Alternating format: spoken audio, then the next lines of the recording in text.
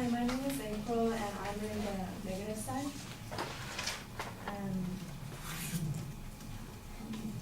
so Cassie mentioned that patients can die with dignity rather than have illness and pain.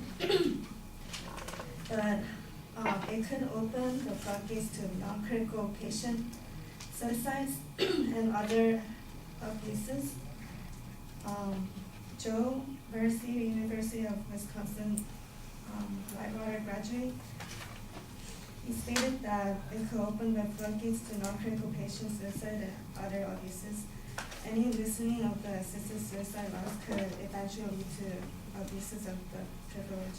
For example, patients who want to die for psychological or emotional reasons convince doctors to help them end their lives. Attitudes will listen to the point that certain states may decide that any person can commit suicide at any time. We can't let our values shatter this way. And just because we have pain and anguish of the patient's family and friends can be lessened, they could say their final goodbyes. That's not right, because we are not giving those patients a chance to live. Miracle cures or recoveries can occur also. There's evidence that from Joe Mercy again, that miracle cures or recoveries can occur, and we can never underestimate the power of the human spirit. Cheerful, never give up attitude can often overcome the longest of odds and the worst of illness.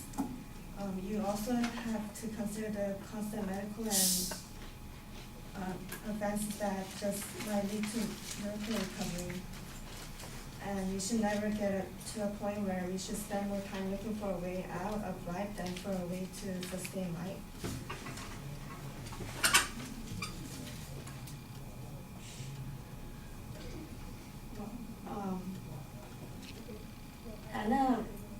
Anna stated that there has to be the right to die, but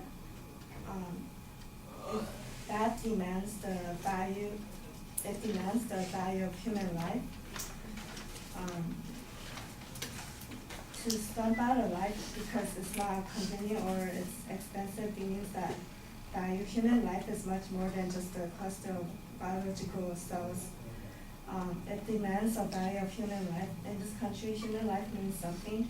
For each death, we have 1 to 2 days of ceremonies, elaborate burials, and months of mourning.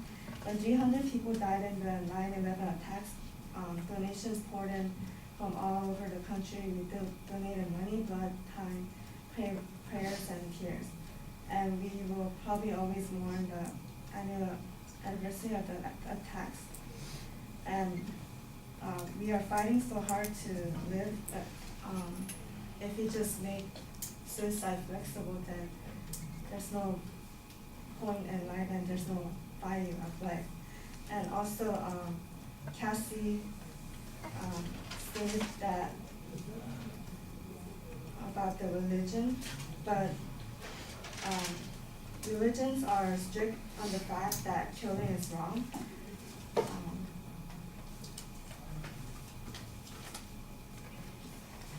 United States Conference of Catholic Bishops said that many religions prohibit suicide and the intentional killing of others. The most basic, we need to protect the morality of not only the patients but the doctors that must extinguish their lives. And as Catholics believe that life is the most basic gift of loving God, a gift from God, and that tradition clearly and strongly affirms that a responsible steward of life, one must never directly intend to cause one's own death or the death of an innocent victim by action or omission.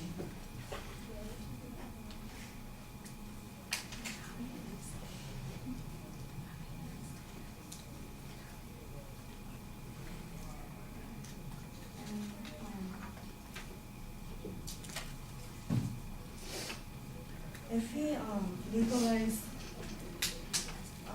physician-assisted suicide, there could be also a slippery slope.